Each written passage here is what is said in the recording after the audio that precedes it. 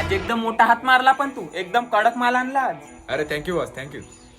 लाव याच्या बापाला फोन लाव ना, 10 करोडाची डिमांड कर डायरेक्ट.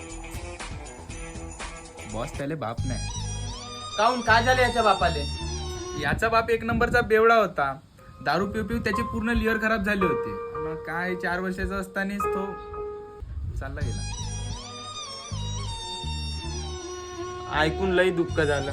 जाऊ दे, याची माया सांग ना, याच्या माईले फोन लाव ना, तिले माग पैसे. बॉस त्याला मायबीत नाही. आता मायले का झालं याच्या?